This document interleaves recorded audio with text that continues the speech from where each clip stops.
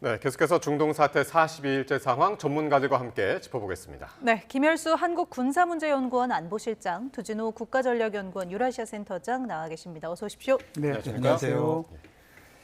자, 일단 미국과의 종전 협상 앞두고 있는 이란 대표단이 파키스탄 이슬라마바드에 도착했다는 보도가 나왔습니다. 그런데 이란 측 매체는 부인을 했는데 굳이 이렇게 도착 사실을 부인하는 이유가 있을까요? 이유가 있죠.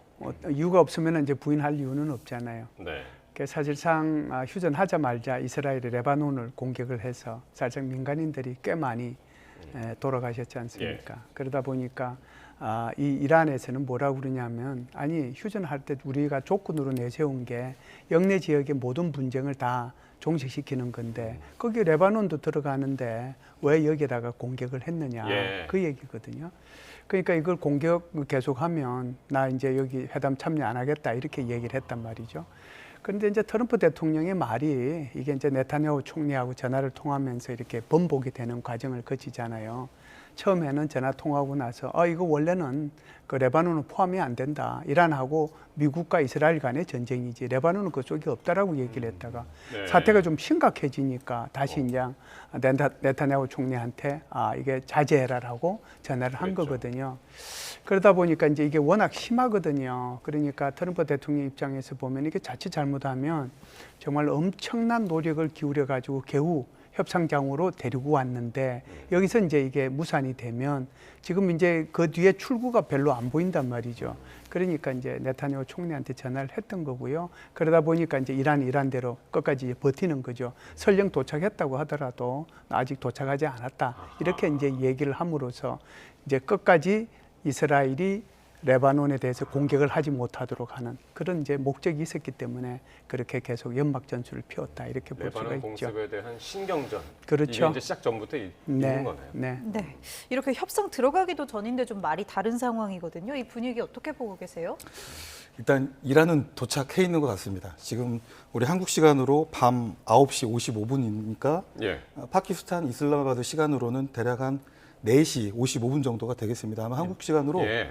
오늘 야간 정도에 이란 대표단은 도착해 있는 것 같고요. 근데 김 실장님 말씀하신 대로 레바논에 대한 이스라엘의 공습을 중단시키기 위해서 이란 입장에서는 사실상 이 헤즈볼라가 동맹이기 때문에 또 헤즈볼라에 대한 공격을 중단하는 것이 앞으로 전개될 내일부터 전개될 협상에 상당한 의미가 있기 때문에 예. 그런 차원의 도착 여부를 아직 확인하지는 않았습니다만 그 이슬라마바드의 라왈핀드라고 하는 이 군 기지 공항을 통해서 아마 들어온 걸로 보이고요. 아마 미국도 한국 시간으로 오늘 야간 정도면 들어올 것 같습니다. 일단 협상에 임하는 그 면면들을 보면 예. 그야말로 1선발, 2선발, 야구 프로야구로 치면 예. 1선발, 2선발들이 다 등장했다고 해도 과언이 아닐 것 지금 같습니다. 누구누가 참석을 할 예, 예고가 미측에서는 제이디 벤스 부통령이 나섰고요. 그리고 중동 특사인 스티브 위트코프 그리고 제러드 쿠시너. 사실 사위. 위트코프와 쿠시너는 짝처럼 어떤 그 분쟁을 중재하기 위한 평화협상 대표단으로서 늘 움직였던 인물들이고 이들이 움직이면 성과가 있었습니다. 물론 지금은 미국이 전쟁 당사자이기 때문에 이렇게 그 드림팀이 움직인다 하더라도 과연 과거만큼 얼마만큼 이 중재의 효과가 있을지는 아직 정확하게는 모르겠습니다. 예. 벌써부터 뭐 이란이 그 대표단이 이슬라마바드에 도착했네 안 했네 가지고도 삿바 싸움이 시작이 되고 있기 때문에 비록 드림팀이 나온다 하더라도 아마 이번 협상에서는 일단 의제를 확인하는 차원에서 예. 이렇게 서로 신경전을 진행을 할 것 같고요.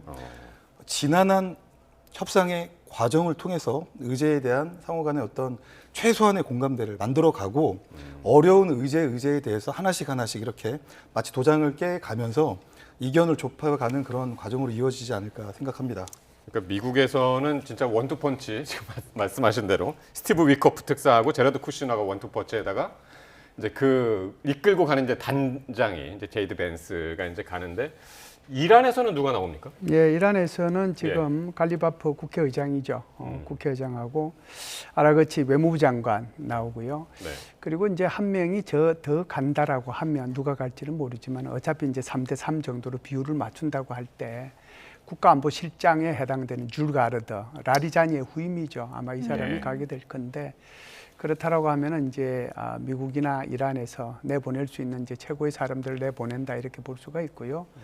사실은 이제 이 위트코프나 큐슈네 같은 경우에는 지난 1월달, 2월달 세 차례에 걸쳐서 미국과 이란 사이에 그 협상의 대표단으로 있었던 사람이거든요. 그래서 결국은 이제 이 사람들이 세 번에 걸쳐서 이란과 협상을 했지만 실패로 끝났기 때문에 이란으로 봐서는 이 두 사람을 좀 싫어합니다, 솔직히. 그런데 이제 이번에 벤스라는 사람이 들어가는데 벤스라는 사람도 그렇게 우리가 뭐 협상파 이렇게 얘기하는데 전혀 그건 아니고요. 예. 마가파죠. 그 마가파라고 하는 것은 전쟁을 싫어하는 파. 예. 그러니까 미국 우선주의 입각한 사람. 이제 우리가 이 벤스를 기억을 할 때 사실은 그 트럼프 대통령하고 그다음에 그 우크라이나의 대통령 그 사람하고 둘이서 이렇게 한번 설전을 벌인 적이 있잖아요. 그 설전 벌일 때 이제 부통령 외교부 장관 이렇게 앉는데 통상 이렇게 대통령이 기회를 주지 않으면 부통령이 말을 안 하거든요. 외교부 장관도 마찬가지고 당신 한마디 하셔야 하는데 그때 이제 이게 그 우크라이나 대통령이 뭐라고 이제 트럼프 대통령한테 막 반박을 하니까 예. 그때 이제 이게 벤스 부통령이 나서가지고 막 그냥 그 우크라이나 대통령을 몰아세웠거든요. 예. 아마 그 모습을 기억하시는 분들이 굉장히 많을 텐데요. 그런데 갑자기 이제 벤스가 나오니까 이 사람이 마치 협상파처럼 그렇게 우리 언론에서 얘기하는데 네. 그거는 아니다라고 하는 것을 먼저 말씀을 드립니다. 그런데 이제 이 벤스는 그럼에도 불구하고 일단 전쟁을 반대한 사람이니까 그리고 이제 무게감이 있잖아요. 자기 이제 대통령 후보로 공화당에서 나올 사람이기 때문에 자기가 또 어떤 정도의 성과를 내야 되는 사람이거든요. 그렇기 때문에 이제 이란에서는 이제 그 사람이 나오는 길을 선호한 거죠. 그런데 이제 반대로 이란에서 나오는 사람들을 보면 지금까지 이란에서 이렇게 외부를 향해서 발언한 사람은 크게 보면은 세 사람이라고 봐요. 그 세 사람이라는 것이 바로 갈리바프 의장하고 그다음에 아라그치 외무부 장관하고 그다음에 군 대변인 또는 혁명수비대 대변인 요 세 축이잖아요. 그럼 요 빠지잖아요. 예. 그러니까 이 둘인데 이 둘이에 그다음에 이제 제가 좀 전에 이제 말씀드렸던 줄 가르드가 오거든요. 그럼 줄 가르드인데 지금 모자타프는 요 위에 있는 모자타프는 죽었는지 안 죽은지는 몰라요. 모스타파. 네, 요거는 뭐 나중에 얘기는 되겠지만 결국은 이 세 사람들의 발언은 여기 있는 혁명수비대의 발언을 자기네들이 옮겨주는 역할을 해왔거든요. 그런데 서로가 다른 얘기를 할 수 있는 사람들인데 이번에 마침 이 세 사람이 몽땅 다 나오기 때문에 결국 협상장에서는 한 목소리를 얘기할 거고 그래야 되겠죠? 통일된 목소리를 낼 거라는 거죠. 그런 면에서 의미가 있다는 거예요. 근데 그렇게 통일된 목소리, 특히 이 혁명수비대의 목소리를 대변하는 네. 입장이라고 얘기를 하시니까 그러면은 이게 협상이 정말 좀 쉽지 않을 것 같다는 생각이 들거든요. 일단 뭘 가지고 제일 부딪힐까요? 최근에 떠오른 이 헤즈볼라 문제일까요? 일단 이란이 어쨌든 2주 협상안이 발효되기 전에 10개의 종전 요구안을 미측에 제공을 했고 미측은 그것을 수용했다라고 주장을 했습니다. 그 10개가 여러 가지 내용들이 포함이 되어 있는데요. 네. 가장 핵심은 역시 농축 우라늄에 대한 문제, 두 번째는 호르무즈 해협의 개방 상태를 유지하는 문제. 이 두 가지가 최대 어떤 쟁점이 이렇게 될 걸로 예상이 되는데요. 예. 사실은 어느 것 하나 양측 입장에서 보면 어떤 정치적 협상을 통해서 이견을 좁혀가기가 녹록치가 않습니다.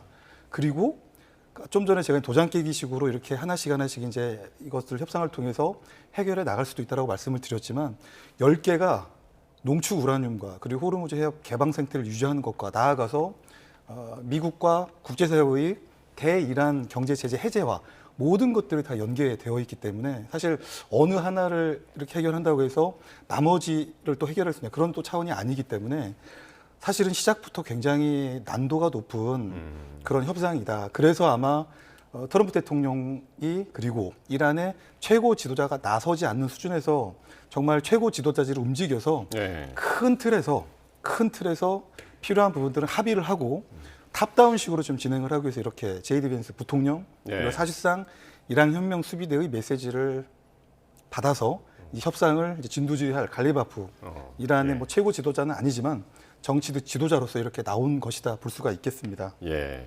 그러니까 농축 우라늄 문제, 호르무즈 해협 문제가 가장 큰 관건이 될 거다라고 하셨는데 어쨌든 그 사전에 지금 앞서서 이제 신경전을 이루고 있는 것이 바로 이제 레바논에 대한 공습이었잖아요.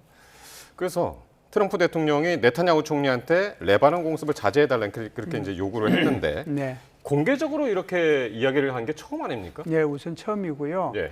협상은 아마 현지 시간, 이슬라마바드 시간으로 오전 10시에 만일 한다고 그러면은 4시간 차이가 있으니까 우리 한국 시간으로는 오후 2시가 되겠지요. 그런데 협상이 그러면 그 시간에 일어날 수 있느냐 하는 문제는 또 다른 차원이에요. 예. 무슨 얘기를 말씀드리냐면 이란의 협상 대표단이 거기에 도착은 했잖아요. 도착은 했는데 계속해서 이스라엘이 레바논을 공격하면 이거 공격 끝날 때까지는 협상장에 안 나간다. 그렇게 얘기할 수 있어요. 네. 그래서 이제 일단 그것이 종료가 되면 협상장이 나올 전제 텐데, 조건으로. 그렇죠. 그렇게 되면은 그게 10시가 될지 현지 시간으로 우리 한국 시간으로 오후 2시가 될지 그렇지 않으면 훨씬 더 늦어질지 모른다라고 하는 거고요.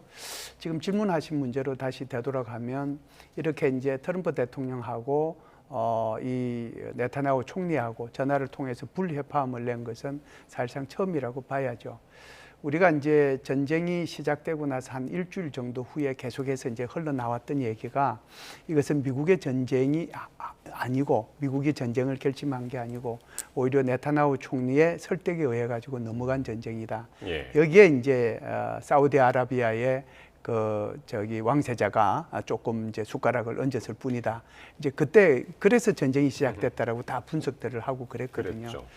그러니까 이제 그때는 이제 이스라엘이나 미국의 전쟁 목표는 같았어요. 그게 이제 바로 전쟁 지도부를 제거하고 이란의 핵무기를 제거한다라고 하는 거였죠. 그런데 이제 세월이 이제 한 40일 가까이 37, 8일 지나가면서 미국의 목표는 달라졌습니다. 이스라엘의 목표는 그대로예요. 미국의 목표는 그렇게 큰 두 개의 전쟁 목표에서 군사 목표로 한원이 됐죠. 그래서 이제 트럼프 대통령이 계속해서 5가지 군사 목표만 얘기를 한 거고요. 이스라엘 입장에서는 이번 기회를 이용해서 완전히 이란을 초토화시키고 싶은 겁니다. 지도부도 제거하고 그다음에 이란의 핵무기도 제거하고 군사적인 것도 다 제거하고 방산업도 다 제거하고 심지어 민생 인프라까지 다 제거하고 싶은 거예요. 예. 그래서 이란이 다시는 재건하는데 수십 년이 걸릴 수 있도록 그래야 이제 자신의 원천적인 위협을 제거할 수 있다고 생각하거든요. 그러다 보니까 둘이서 이제 조금씩 비틀어지기 시작을 했죠. 그런데 이제 이번에 이 레바논 문제를 두고서 이게 이제 서로가 요구했던 것은 영내의 모든 분쟁은 이제 휴전 딱 그 시간부로 이제 없어지는 거다라고 했는데 이스라엘의 네타냐후 총리가 이란과의 전쟁과 레바논의 헤즈볼라의 전쟁을 네. 분리시킨 거죠. 네. 여기서 이제 문제가 생긴 건데 그러다 보니까 트럼프 대통령 입장은 어떻게 해서 이거 자칫 잘못하면 내가 48시간 10일, 5일, 10일, 하루 이렇게 해가지고 겨우 이란을 협상적으로 끌고 왔는데 이게 협상이 안 될 수도 있는 거잖아요. 네. 이렇게 되면은 출구가 많으면 좋은데 사실상 거의 마지막 출구거든요. 네. 그래서 이제 이런 불협화음이 있었다 이렇게 볼 수가 있겠죠. 예. 네, 이런 불협화음이 계속되고 있습니다. 또 트럼프 대통령의 발언 이후에 네타냐후 총리도 성명을 냈는데 이 친이란 세력, 헤즈볼라 무장 해제를 위한 이 레바논 정부의 협상 계획을 내놓기도 했습니다. 우선 직접 들어보시죠. לאחר פניות חוזרות ונשנות של ממשלת לבנון לפתוח איתנו במשא ומתן לשלום, אני הנחיתי אמש בקבינט לפתוח במשא ומתן ישיר עם לבנון כדי להשיג שני יעדים. אחד, פירוק חיזבאללה מנשקו, והשני, הסכם שלום היסטורי בר קיימא בין ישראל ללבנון. 네, 네타냐후 총리의 발언인데요. 이렇게 뭐 협상은 협상이고 목표 달성 전까지는 공격을 멈추지 않겠다는 뜻도 좀 분명히 들려요. 이 속내를 보면 진짜 종전을 원하는 건가 싶기도 합니다. 어떻게 보세요? 네, 김 실장님 말씀하신 대로 이스라엘은 이번 기회에 이란도 완전하게 제거를 해야 되지만 역시 이 국경을 접하고 있는 레바논 무장정파인 국가 안의 국가 헤즈볼라를 제거하는 것도 네타냐후 총리 입장에서는 이스라엘 국가 차원의 중요한 전쟁 목표 중에 하나고요. 또 하나는 네타냐후 총리의 개인적인 차원에서도 굉장히 중요한 정치적 의미를 갖고 있는 것 같습니다. 이란은 헤즈볼라가 저렇게 저항을 하는 것은 큰 틀에서 중동 전쟁의 일부로 보는 것이고요. 왜냐하면 미국이 이란을 공격했을 때 가장 먼저 성명을 내고 이스라엘을 공격했던 세력은 이 헤즈볼라였기 예. 때문인 것이죠. 그런데 이 이스라엘은 미국과 좀 생각이 다릅니다. 레바논과 이스라엘 간의 분쟁은 이란이 생각하는 것처럼 그런 중동 전쟁의 큰 틀에서 전쟁이 아니고 역사적으로 진행이 되어 왔던 레바논과 이스라엘 간의 그런 분쟁을 이번 기회에 완전하게 제거하기 위한 역사적 소명이라고 하는 그런 관점이 있는 네, 거기 때문에 네.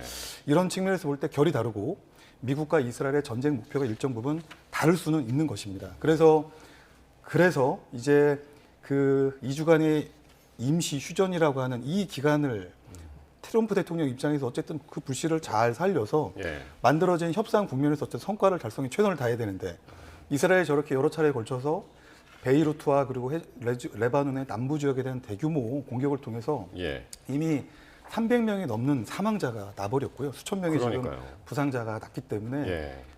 네타냐후 총리 입장에서 어쩔 수 없는 작전이라고 강변을 할 것이고 트럼프 대통령 입장에서는 대략 난감한 그런 상황이 조성이 된 게 아닌가 싶은데요. 예. 또 한 가지 이제 개인적 차원의 네타냐후 총리가 왜 이렇게 레바논의 진심인가라고 하는 부분은 네.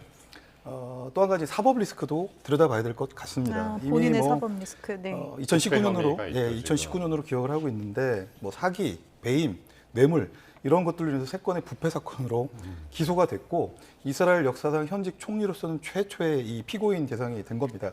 다만 이제 이란과의 전쟁 때문에 비상 사태가 선포되면서 이 재판이 일시 중단된 상태인데 휴전 그에 따른 비상 사태 해제되면서 이스라엘 법원이 재판 재개를 선언을 했기 때문에 아마 이런 부분에서도 예. 이 전쟁은 네타냐후 총리 입장에서는 정치적 자산이 될 수 있다라고 생각을 하고요. 또 올 가을에 또 크네시트 그러니까 이스라엘 의회 선거가 있습니다. 총선이 있죠. 예. 그래서 어쨌든 지금 이스라엘 내부적으로 보수 연정, 보수 구구 세력들은 네. 네타냐후 총리를 지지하고 이번 기회에 이란도 헤즈볼라도 다 박살내라고 계속 응원을 하고 지지를 하고 있기 때문에 이런 전쟁 국면, 헤즈볼라도 마찬가지고 예. 결국 이 흐름이 계속가면 네타냐후 총리 입장에서 굉장히 유리한 상황이 그러네요. 지속이 될 수 있기 때문에 그런 것들도 충분히 계산을 하고 있을 것이다. 이렇게 네타냐후 총리 평가합니다. 입장에서는 진짜 뭐 국내외적으로 여러 가지 전쟁을 끌고 갈 수밖에 없는 그런 이유들이 아주 이제 산적해 있는데 어쨌든 이번 주말에는 이슬라마바드에서 미국하고 이란과의 협상이 있고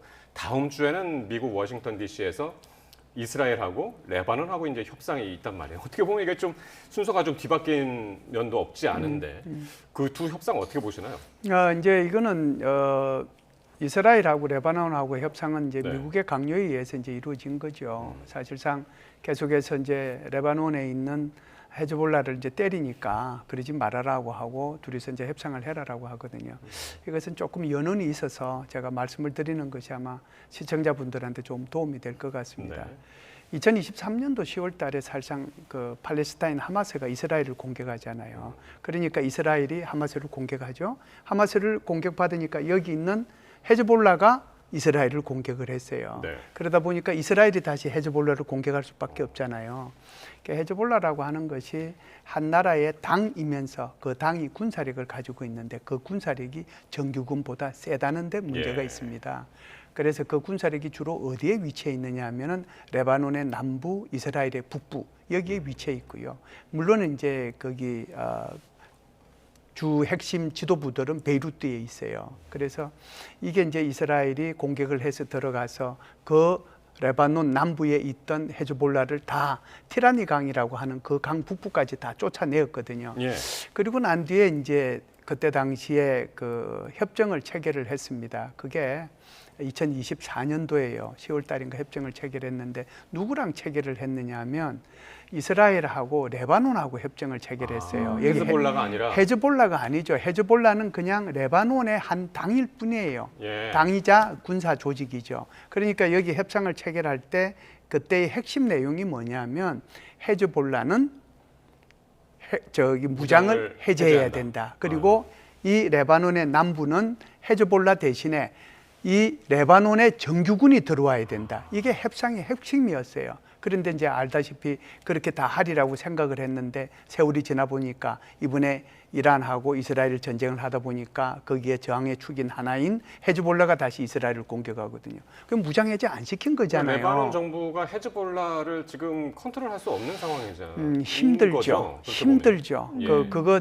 정치 조직 얘기하려면 또 시간이 너무 많이 가니까. 네. 알겠습니다. 그러니까 힘들죠. 그래서 이번에도 이제 그렇게 협상을 하는 것은 이스라엘과 레바논 정부 사이에서 협상을 하는 거고 그 그러네요. 레바논 정부가 헤즈볼라 문제를 해결하라라고 얘기하는 거예요. 이거 해결 안 하면 이스라엘은 계속 때리겠다고 얘기하는 협상 거고요. 파트너가 좀 그렇죠. 바뀌어야 될 것 같은데. 네, 그래서 이제 그 미국의 입장에서는 빨리 둘이를 그냥 워싱턴으로 데려와 가지고 거기서 강제적으로 협정을 맺게 만드는 거죠. 네.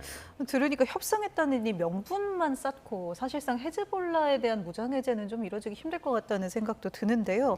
레바논도 원래는 휴전 대상에 또 포함돼 있었는데 트럼프 대통령이 네타냐후 총리와 또 통화를 하고 이를 뒤집었다. 이런 보도도 최근에 나왔었거든요. 네, 그게 순서상 맞는 것 같고요. 네네.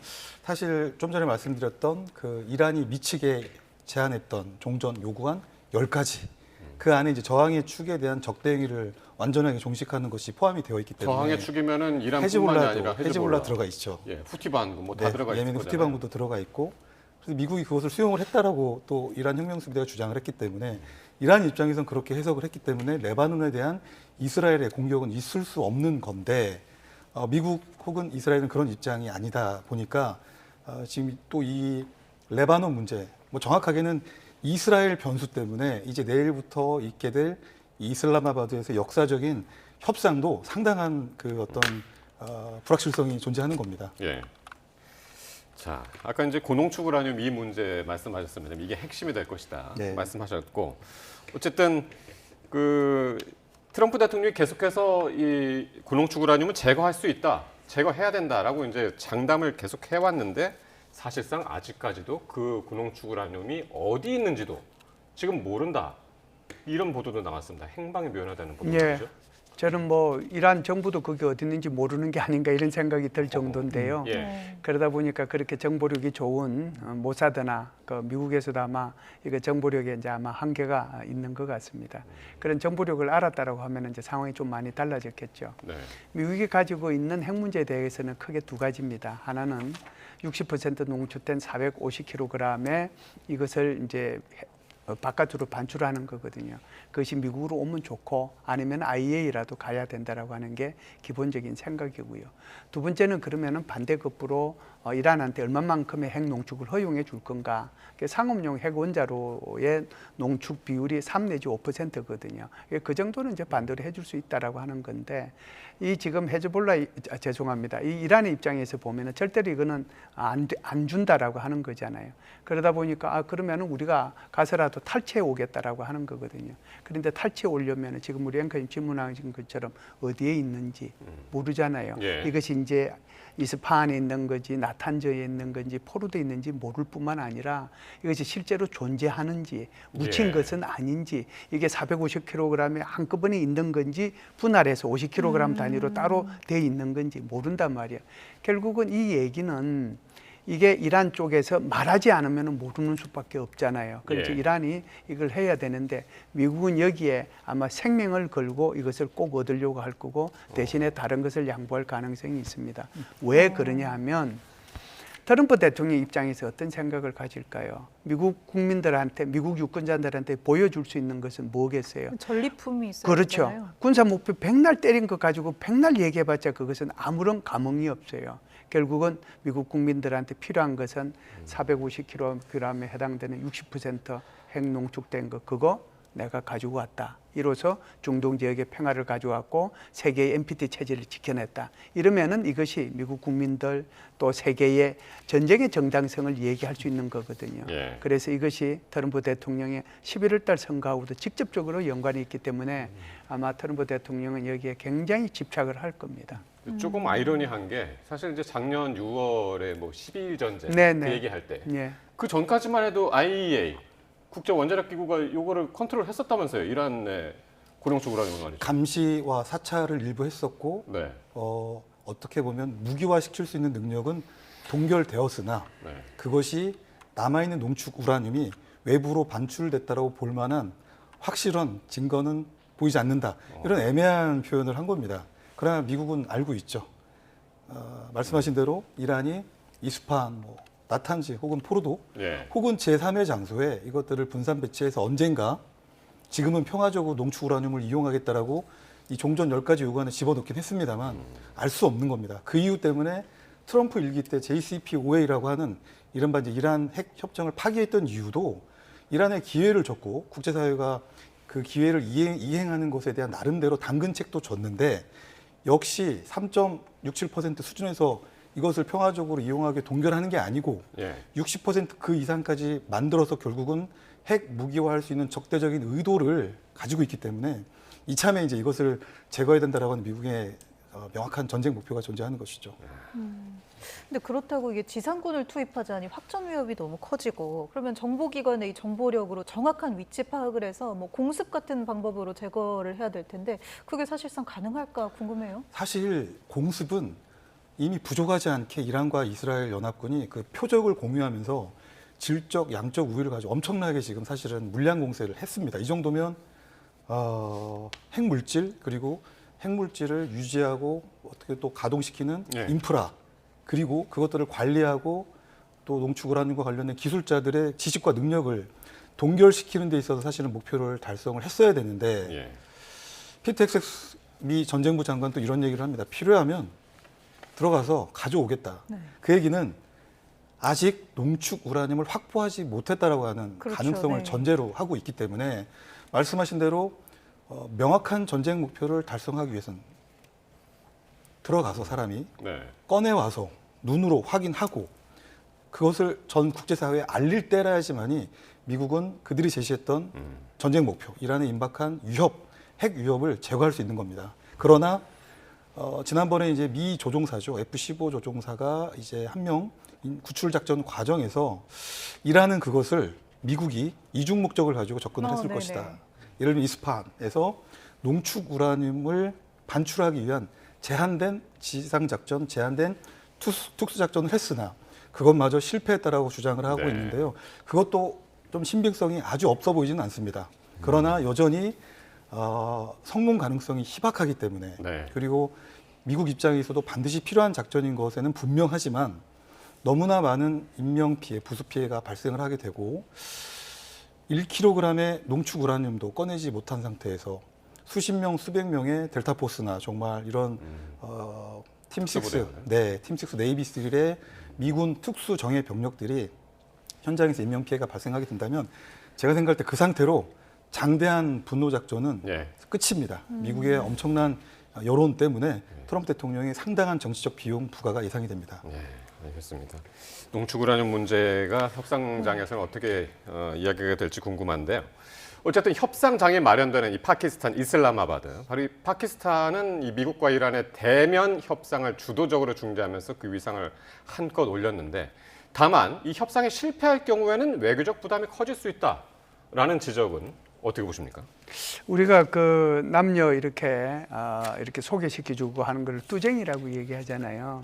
그래서 뚜쟁이가 이렇게 해서 잘하면은 뭐 이렇게 뭐 선물도 받고 그러는데 잘못하면 뺨 맞잖아요. 뺨 맞는다고. 그게 국제사회가 무엇 다르겠어요. 똑같은 거죠. 그런데 이란과 미국과의 협상을 중재하기 위해서 카타르도 노력을 했고요. 또 심지어 이제 오만 같은 경우에는 지난 1, 2월 달 사이에 한쪽은 미국 대표단하고 얘기하고 또 이쪽에 와서는 이란 대표단하고 이쪽 들은 거 이렇게 가지고 그러니까 직접 협상을 안 하고 그러게요. 이제 이렇게 중재 협상을 했는데 이번 같은 경우에는 이제 직접 협상이니까요. 이란의 혁명이 일어나고 난 뒤에 47년 만에 양쪽이 직접적으로 이렇게 한 이슈를 가지고 만나서 하는 것은 처음이라고 볼 수가 있습니다. 그런데 뭐 이렇게 설령 뚜쟁이가 뺨을 맞는 한이 있다고 하더라도 그 자체는 의미 있는 거잖아요. 선남 선녀를 좋은 뜻으로 소개시켜 주려고 한 거니까요.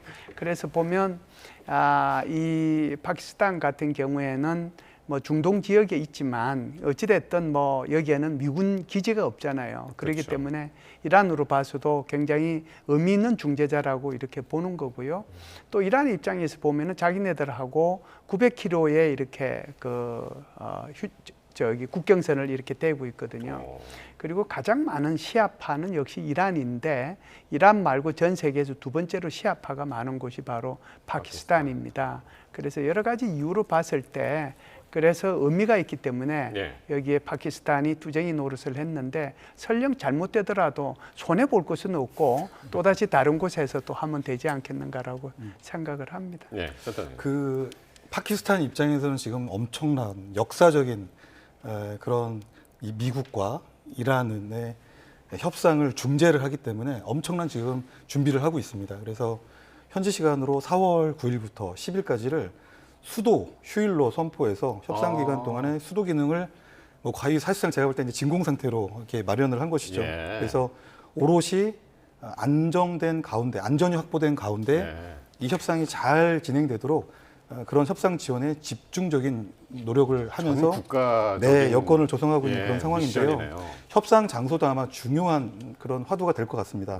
현재로서는 뭐 이슬라마바드의 중심부에 있는 정부 청사나 혹은 뭐 각국 대사관이 밀집되어 있는 이른바 이제 레드존이라고 하는 이 공간 내지는 파키스탄 총리 관저가 1순위로 이제 거론이 되고 있고 만약에 이 지역이 좀 여의치 않으면 플랜 B로 라왈판디 군시설과 같은 곳에서도 네. 충분히 할 수 있습니다. 보니까 라왈판디 군시설 같은 경우는 파키스탄의 육군이라든지 공군 기지가 이렇게 군사 도시화되어 있고 굉장히 통제되어 있는 지역이기 때문에 그 자체로 보안이 잘 유지가 되고 있습니다. 그래서 네. 이미 이 협상 기간에 파키스탄 당국에서는 군, 경 대략 한 1만 명 이상을 집중적으로 투입을 해서 예. 그야말로 협상 장소를 기준으로 1중, 2중, 3중에 걸친 이 경계선을 이미 만들어서 출입 인원이라든지 차량에 대한 전수 검사를 이렇게 시행을 하고 있습니다. 그만큼 이 역사적인 의미가 있겠고 예. 또 가능한 한 최대한 성과 있게 협상이 진행될 수 있도록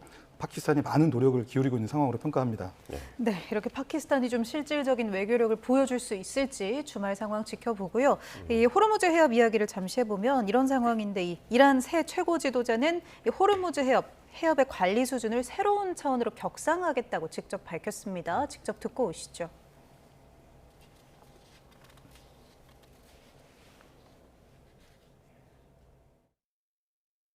این را همه باید بدانند به اذن الله تعالی ما حتما متجاوزین تبهکاری که کشور ما را مورد حمله قرار دادند رها نمی کنیم. حتما غرامت تک تک صدمات وارد شده و خونبهای شهیدان و دیگ جانبازان این جنگ را طلب خواهیم کرد و حتما مدیریت تنگه هرمز را به مرحله جدیدی 네, 앵커가 대독한 하메네이 이란 새 최고 지도자의 목소리였습니다. 양국의 대변 협상 앞두고 사실 상당히 강경한 메시지를 계속해서 내고 있네요. 네, 지금 이제 대독에서 낸 거긴 하지만 이거 보면은 어떻게 이게 최고 통치자가 두 가지만 얘기했을까 이런 생각이 들어요. 하나는 배상해라, 하나는 이제 호르무즈 해협 새로운 단계로 이렇게 했으면 좋겠다. 핵 문제 하나도 없잖아요. 예. 그렇죠. 이게 이제 저는 이상하다는 생각이 들지만 어찌됐든 이제 여기 호르무즈 해협에 대해서는 네. 새로운 관리 단계로 만들겠다라고 하는 건데. 네, 방금 얘기하신 것처럼 이 하메네이의 음성을 들어보면 강경한 메시지가 나왔고 오히려 실제로 통행료 징수를 해서 뭐 해협을 통제하겠다 이런 의지도 좀 느껴져요. 글쎄요, 이게 뭐 자연적으로 형성된 해협이잖아요. 거기다가 자연적으로 형성된 해협에 배들이 아주 자유롭게 들락날락거렸는데 왜 여기다가 새로운 관리가 필요하죠? 그 어찌됐든 지금 무주타버가 얘기하는 것 들어보면 이란이 통제하에 배들이 출입하도록 하겠다라고 하는 것이 예. 첫 번째 핵심이고요. 두 번째는 우리가 흔히 얘기하듯이 톨게이트 식으로 그 큰 배 한 척당 30억 원씩 뭐 내놔라. 그 소리는 아마 차마 최고 지도자로서는 하기가 좀 부적절하다고 판단해서 그러는지 그 말은 안 했지만 예. 새로운 관리 단계 이 속에는 그것도 잠재적으로 포함되어 있지 않는가 이런 생각을 네. 해요. 그래서 이 문제가 보면은 이란으로서 봐서는 절대로 양보할 수 없는 제가 봤을 때는 왜 이렇게 이란이 호르무즈 해협에 연연하느냐라고 볼 수가 있을 텐데 네. 이렇게 집착하는 이유는 이란 스스로도 이번에 호르무즈 해협을 통제하면서 자기 스스로가 깜놀랐어요. 와 이게 거의 핵무기 폭탄급이네 이런 생각을 가진 거예요. 네. 그러니까 이거는 절대로 우리가 앞으로 놓쳐서는 안 되겠다 그런 생각을 가진 거죠. 그러다 보니까 트럼프 대통령도 말이 좀 왔다리 갔다리 했지만은 최종적으로는 어찌됐든 안 된다 이렇게 얘기를 했기 때문에 아마 아까 우리 두진호 센터장님 말씀하신 것처럼 최대의 협상 쟁점이 될 겁니다. 예. 결코 이란으로서는 놓칠 수 없는 부분 호르무즈 해협인 것 같은데요. 근데 이제 모지타바가 이제 역시나 또 대독으로 앵커 대독으로 이제 성명을 냈습니다. 이게 하메네이 사망, 그러니까 아버지죠. 아버지가 사망한 지 40주기를 맞아서 이제 내놓은 성명인데 역시나 모습을 드러내지 않아서 지금 어디 있을까요?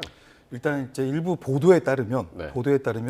테헤란 남쪽으로 한 150km 떨어져 있는 뭐 시아파 성지라고 합니다. 쿰이라고 하는 곳에서 필요한 의료 지원을 받으면서 치료를 받고 있다라고 그러는데요. 저는 이제 이런 보도를 볼 때 이런 생각을 또 하는 거죠. 아니 쿰이라고 하는 곳이 이렇게 모스타파가 있는 곳이 장소가 특정이 되면 또 이 미국과 이스라엘이 가만히 있지 않을 텐데 예. 물론 지금은 2주 간의 일시 휴전이라고 하는 뭐 합의가 있긴 있습니다만 필요에 따라서 얼마든지 교전은 발생할 수 있고 누군가는 오폭이라고 또 주장할 수 있거든요.